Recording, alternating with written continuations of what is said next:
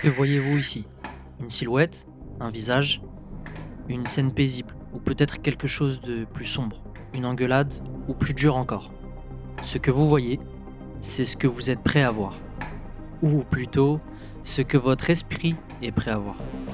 Le conditionnement par vos souvenirs, vos émotions, vos peurs, vos croyances ou encore vos traumatismes. Les images que vous venez de voir, ce sont des tests. Des tests psychologiques aussi appelés TAT, Test Apperception Thématique. Dans ce test, simplement vous montrer une image en dit long sur vous, vos souvenirs, vos peurs et vos traumatismes. Ok. Mais si une œuvre entière, un jeu vidéo par exemple, fonctionnait comme un immense test.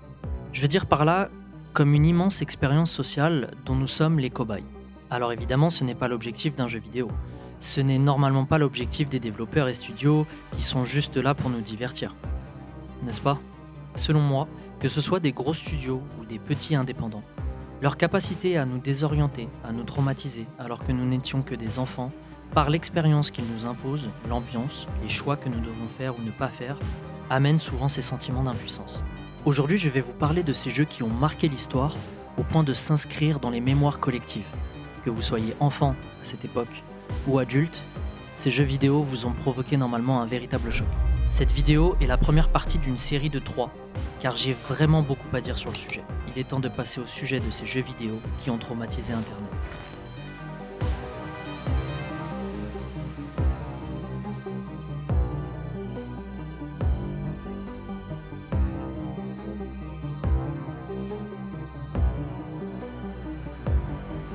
Majora's Mask, La Lune et Ben Drowned.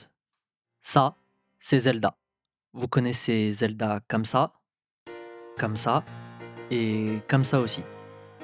Vous avez forcément en tête ces musiques emblématiques. Et comme beaucoup, vous avez parcouru les terres d'Hyrule au moins une fois. Mais Zelda, c'est aussi ça. Si cette image ne vous évoque rien, laissez-moi vous donner le contexte et vous raconter l'histoire de l'inattendu Majora's Mask. Imaginez, vous avez 9 ou 10 ans, vos parents vous font plaisir, ils vous offrent la console de vos rêves et le jeu qui va avec. Excité, vous insérez la cartouche, prêt à découvrir ce dont votre copain Sam vous attend parler dans la cour de récré. Je parle de Zelda Ocarina of Time. Mais là, surprise. L'écran titre affiche Zelda Majora's Mask. L'ambiance d'emblée est bien différente de ce que vous aviez imaginé. Vos yeux d'enfant ne vous trahissent pas. Malheureusement, pas de téléphone pour prévenir les copains à cette époque ou s'informer. Pas d'internet pour vérifier ce que c'est que ce truc. Bref, ce n'est pas le Zelda dont on vous avait parlé. Et vous sentez à travers vos yeux d'enfant qu'il y a bien quelque chose de dérangeant. Imperceptible, mais dérangeant. Vous lancez le jeu, et alors que vous avanciez sur votre destrier, en espérant apercevoir la beauté des terres d'Hyrule et son ambiance fantastique, une étrange créature masquée nommée Skull Kid, en pleine forêt, apparaît. Accompagné de 2 fées, tout s'enchaîne. Celui-ci vous tend un piège, vole votre cheval Epona, et en un instant, votre vie change. Vous êtes frappé par une malédiction, transformé en une petite créature mojo. Le mojo, c'est ça. Un corps étranger et ridicule, vous êtes piégé dans cette nouvelle forme et personne ne semble pouvoir vous aider. Allez nickel, joyeux anniversaire fiston, voici la cartouche dont tu rêvais. Guidé ensuite par des faits du Skull Kid, vous atteignez une ville étrange. Bourg-Clocher. Une horloge massive domine l'endroit. Mais une menace constante pèse sur ce monde. Juste au-dessus de vous, juste au-dessus de votre petite tête, l'une des pires angoisses de l'humanité. Une peur primitive sous une forme monstrueuse. Ça, c'est une lune gigantesque au visage grimaçant. Elle s'apprête tout simplement à s'écraser sur la Terre. Vous le savez, on vous le dit, vous n'avez que quelques heures. L'ambiance est oppressante, les couleurs sont de plus en plus menaçantes, et cerise sur le gâteau, vous n'avez que 3 jours pour comprendre ce qui se passe. Arrêtez la catastrophe et peut-être retrouver votre forme humaine. 3 jours pour sauver le monde, 3 jours pour ne pas mourir écrasé par l'astre au visage menaçant. Voilà, ça c'est l'histoire de Majora's Mask, alors peut-être que là ça vous effraie pas, mais il faut se remettre dans le contexte. Vous êtes un enfant, vous attendez Ocarina of Time, vous voulez simplement parcourir les terres d'Hyrule, et finalement, au lieu de ramasser des cœurs, voici ce qui se passe. Voilà le départ de Majora's Mask. Un voyage sombre et oppressant. À cette époque, nous ne sommes pas non plus habitués à ce genre de rythme au niveau du jeu vidéo. Vous disposez de 3 jours in-game, à savoir donc 18 minutes de temps de jeu par jour, soit 54 minutes pour sauver le monde. 54 minutes pour une run. Chaque fois que vous échouez, vous recommencez au point de départ. Ce style de jeu que l'on nomme aujourd'hui facilement time loop games ou boucle temporelle, un style de jeu très répandu aujourd'hui, était pour 90% des joueurs de l'époque, de Majora's Mask notamment, une nouveauté. La mort était donc punitive, mais aussi addictive, car à peine revenu au point de départ, l'envie d'y retourner devenait un automatisme même pour un enfant. Chaque action, chaque saut raté, chaque mauvais déplacement, chaque hésitation dans un donjon, chaque erreur nous rapproche de la mort. Pire, de la fin des temps. Réveillant une des peurs les plus primitives pour l'être humain, un impact Terre-Lune, l'apocalypse, de la pire des manières. On comprend vite que nous sommes loin de l'ambiance très connue des Zelda sortis jusque-là, loin du jeu facile et beau que l'on attendait pour Noël. Il suffit aussi de voir la tête des boss pour le comprendre, des protubérances, un œil qui ressort comme une excroissance, des patterns bien vénères, bref, à se demander si c'est pas du Dark Souls, ou carrément un Souls-like, tellement c'est dur et tellement les monstres sont vraiment difformes et compliqués à vaincre. Alors, l'objectif de la vidéo, c'est pas de vous spoiler les jeux ni les boss, il y a certains passages que je ne vous montrerai pas, et peut-être que vous les connaissez, peut-être que vous ne les verrez pas. Le but, c'est de vous donner aussi envie d'y jouer, car c'est des monuments du jeu vidéo. Ce côté de mourir et de tout perdre à chaque run ajoute cette énorme difficulté pour les plus jeunes, une réelle frustration. Car oui, je vous le dis à nouveau, mais si aujourd'hui en tant qu'adulte et habitué à ce type de jeu, cela vous en touche une sans faire bouger l'autre, à l'époque, c'était un sacré coup de pression, et c'était très inattendu comme cadeau sous le sapin. Ok, si là ça vous a pas effrayé plus que ça, c'est normal. Majora's Mask et son ambiance oppressante ont donné naissance à l'une des creepypastas les plus influentes et une des mieux réussies.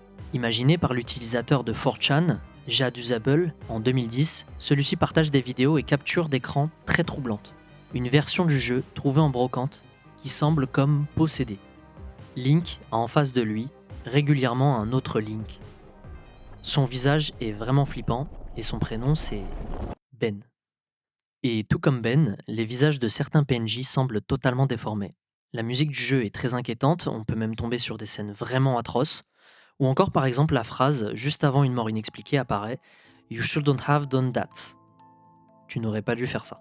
L'idée derrière cette creepypasta, que vous pouvez retrouver en intégralité sur la chaîne YouTube de Jaduzable, c'est que Ben, en fait, c'est un garçon à qui appartenait cette cartouche, décédé tragiquement, et que son âme entrait le jeu.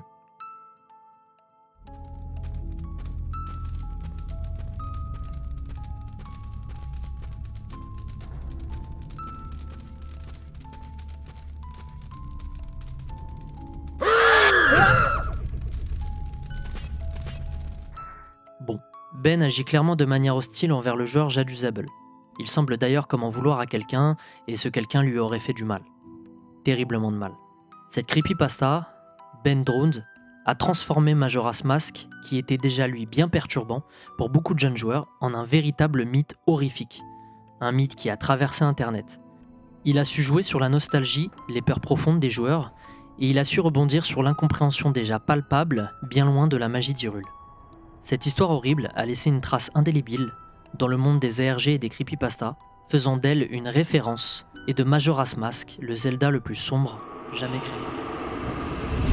Bon, je préfère vous prévenir, le jeu d'après est vraiment flippant.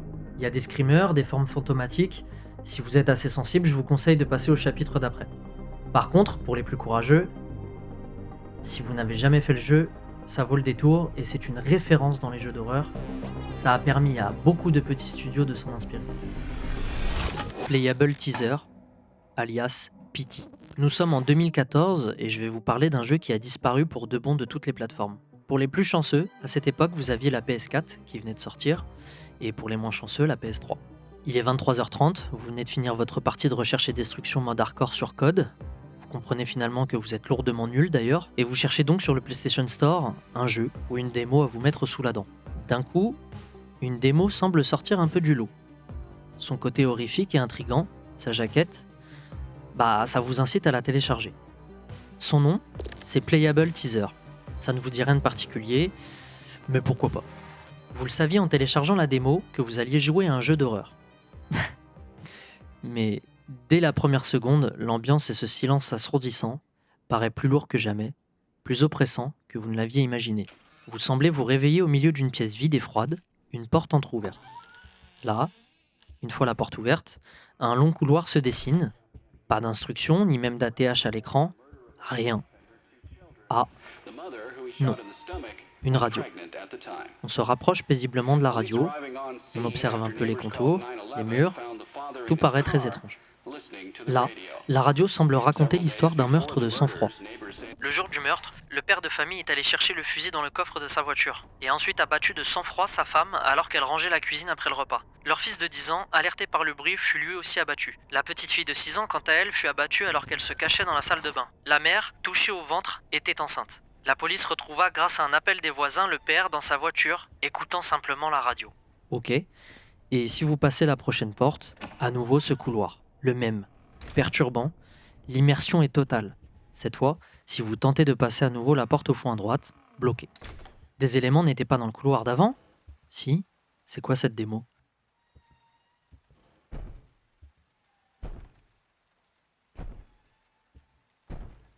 Dans tous les cas, il faut explorer pour comprendre, ou il est encore temps d'éteindre la console.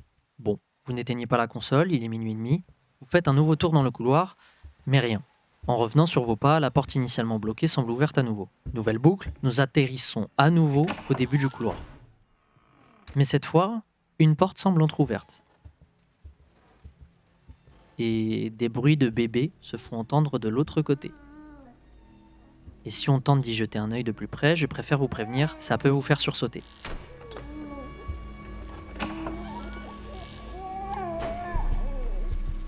Ok, une femme donc. Cette femme semble intervenir pour fermer la porte. Un bébé, une femme. Vous voyez où je veux en venir ? Tout semble concorder avec les détails troublants de l'histoire racontée à la radio. Celle d'une mère tuée par son mari alors qu'elle était enceinte, sans compter ses pauvres enfants refroidis eux aussi. À chaque nouveau passage dans ce long couloir, un nouvel événement. Chaque run, chaque boucle. De plus en plus sombre, de plus en plus gore. Certaines portes finissent par s'ouvrir, laissant apparaître des choses hardcore dont on se serait passé la veille d'un contrôle de mathématiques. Mais bon, plus les minutes dans le jeu passent, plus elle nous rapproche de notre première rencontre avec elle, Lisa. Vous l'aurez compris, quand je vous ai dit que je vous épargnerais les nombreux screamers, eh bien j'ai menti. Car il est impossible de rencontrer Lisa, de la voir, sans en payer les conséquences. Et si j'avais voulu vous la montrer, je n'aurais pas pu faire autrement. Nous la rencontrons à plusieurs reprises, d'autres manifestations existent et sont franchement bien réalisées, le thème est extrêmement sombre, et qui plus est sans avoir de contexte avant de télécharger la démo, cela pouvait s'avérer franchement très perturbant. D'ailleurs, pour ceux qui le savaient déjà, ou qui l'ont vécu, Playable Teaser, ou plus connu sous le nom de PT, est un coup de communication de génie du génialissime Hideo Kojima, père de Silent Hill et Metal Gear Solid. L'idée derrière cette démo, outre de nous traumatiser gratuitement, est de teaser la venue prochaine du jeu tant attendu depuis des années, Silent Hill, qui finalement d'ailleurs ne sortira pas. Cette démo a clairement révolutionné le genre de jeu d'horreur. C'est sûrement la démo qui a eu le plus d'impact dans l'histoire du jeu vidéo et qui a donné naissance à une dizaine de jeux vidéo de la sorte que vous connaissez aujourd'hui. Je pense notamment à Visage et le très réussi Layers of Fear. Voilà, c'était l'histoire de la démo d'horreur la plus traumatisante de l'histoire du jeu vidéo.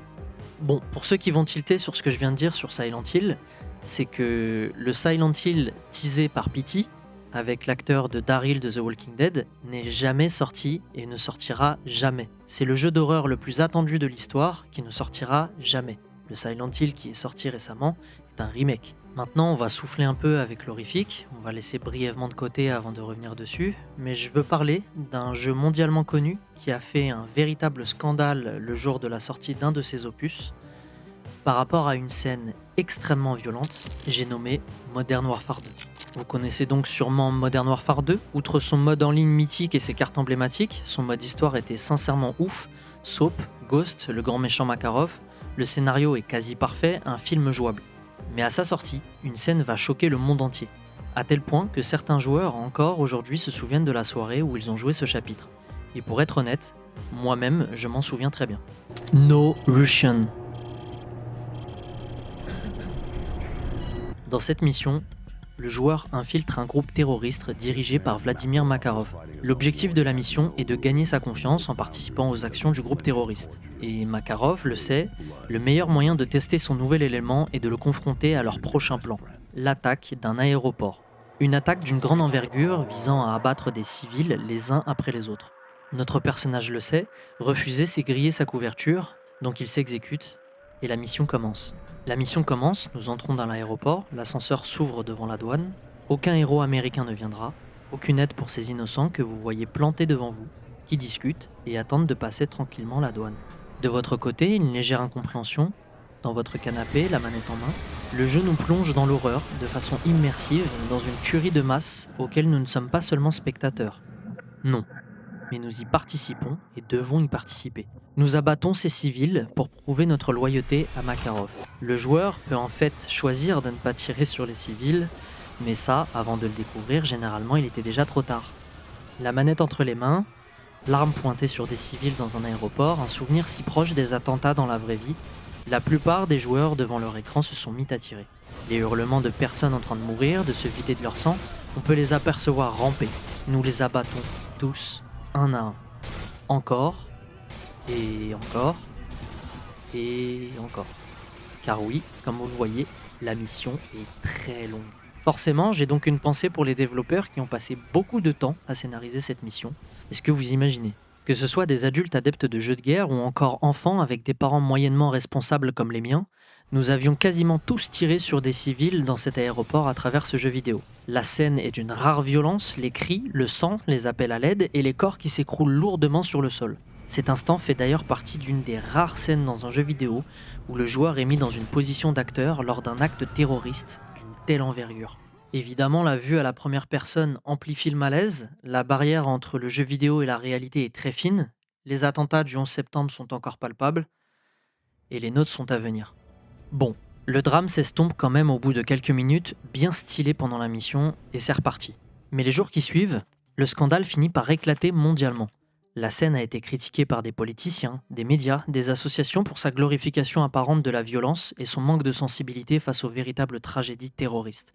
En Russie, la mission a provoqué un tollé, à tel point que le jeu a été retiré de la vente temporairement et réédité sans la mission. Quant aux États-Unis, des discussions ont été lancées sur la régulation des jeux vidéo violents, certains accusant cette scène de banaliser les actes terroristes et les tueries de masse dont sont extrêmement sujets le pays.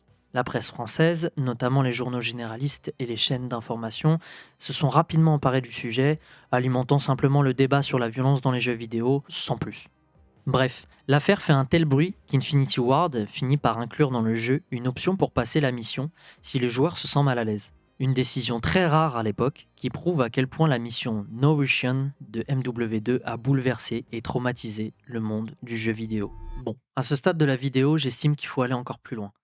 Il faut aller encore plus loin que le jeu AAA qui ont effectivement marqué l'histoire du jeu vidéo, qui ont souvent traumatisé certains joueurs, vers les studios indépendants qui ont une liberté de création et d'interprétation beaucoup plus vaste que les grands studios. Pour les nostalgiques, cette musique vous évoque beaucoup de choses. Ce lieu, ces après-midi, passés à chasser du spectre, une des premières époques de la vie de beaucoup d'entre nous. Bon, pour certains, cette musique pouvait éventuellement vous effrayer un petit peu avec le recul. Je vous juge un peu. Ok. Et pour les plus aguerris d'entre vous, vous connaissez la sombre histoire bien connue des fréquences manquantes de l'avant-ville et la cartouche originelle qui aurait tué une centaine d'enfants à sa sortie au Japon. Et pour ceux qui ne connaissent pas, je ne veux pas vous gâcher cette histoire, donc je vous redirige vers la vidéo emblématique de Farod, vidéo qui a aujourd'hui 9 ans, que vous pourrez regarder mais après la mienne, ou alors tu t'abonnes, tu commentes et puis tu peux repartir. Maintenant, regardez ce jeu. À première vue, rien ne laisse présager que ce jeu pourrait marquer à jamais un enfant de 12 ans. Le gameplay paraît accessible, la direction artistique colorée et légère, presque inoffensive, tout semble indiquer un RPG classique sans prétention. Et pourtant.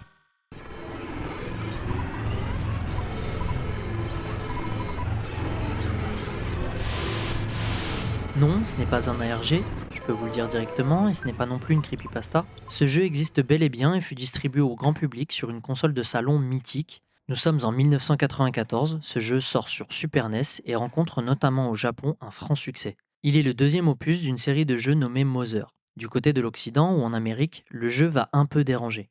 Et on comprend pourquoi. Après quelques heures de jeu, une ambiance sonore parfois lourde et des événements troublants, une vérité bien plus sombre se dessine. Ce jeu, sous ses airs décalés, révèle peu à peu sa véritable nature.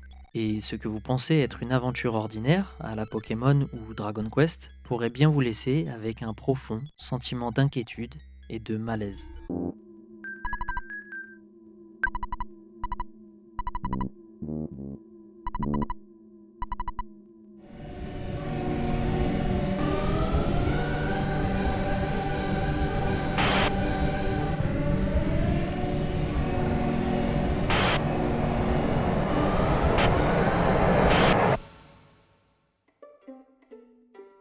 L'histoire est à la fois simple, du moins en surface, la quête et l'objectif semblent clairs, mais extrêmement profonde à la fois par les thématiques abordées, qui peuvent d'ailleurs parler à beaucoup de gens.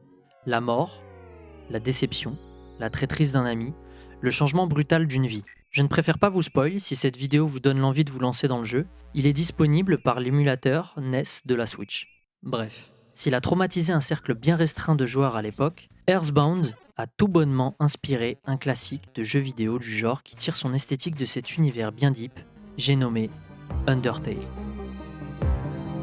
Je vous ai parlé d'Earthbound parce que c'est un jeu qui a notamment inspiré un nombre incalculable d'RPG assez dark, notamment celui dont on va traiter, Undertale. Undertale est un RPG unique en son genre, et si je vous passe l'aspect des mécaniques, du gameplay, où vous incarnez un cœur en bas de votre écran dans les phases de combat, c'est uniquement pour se concentrer sur l'ambiance pesante et la sombre histoire du jeu. Ça, c'est une belle fleur souriante. La toute première rencontre avec un monstre dans ce jeu. C'est comparable à la première rencontre de Sacha avec Pikachu. Et pour témoigner son amour, celle-ci souhaite nous envoyer des belles pétales de fleurs de l'amitié.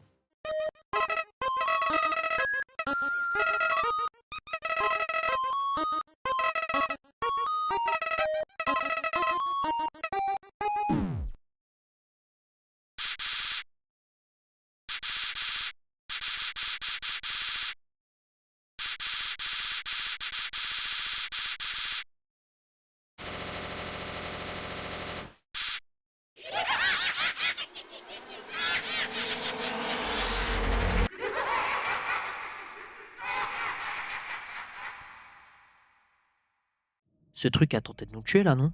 Heureusement, vous êtes sauvé par la suite par une véritable amie, Toriel. Elle vous soigne et vous explique que très peu d'humains vivent encore et qu'elle souhaite vous protéger. Toriel semble être une vraie crème. Et d'ailleurs, votre personnage finira par la tuer pour pouvoir passer une porte menant au monde d'Undertale.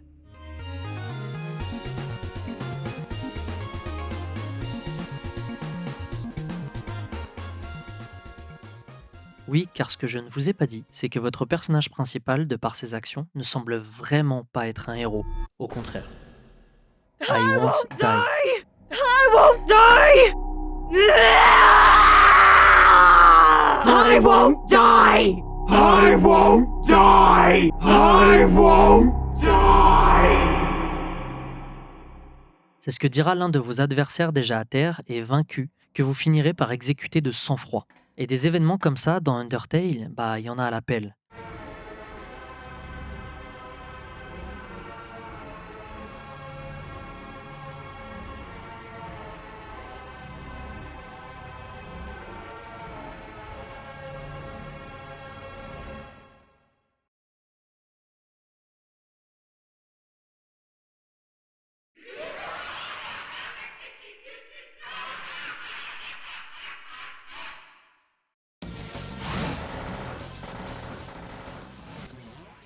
Bon, là aussi je ne veux pas vous spoil si vous souhaitez y jouer ou regarder une analyse complète dessus, mais ce jeu vous fait vraiment réfléchir. Je veux dire par là que le jeu bouleverse les moralités et finit par mettre sans dessus dessous toutes les certitudes entre le bien et le mal que vous aviez assimilées jusque-là. Peu importe que vous soyez jeune ou vieux, c'est une œuvre qui va plus loin que le simple aspect vidéoludique.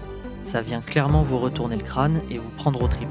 De plus, la difficulté est bien présente, ce jeu a fortement marqué les esprits, et il était inconcevable de ma part qu'il ne soit pas dans la liste de jeux vidéo qui ont traumatisé Internet.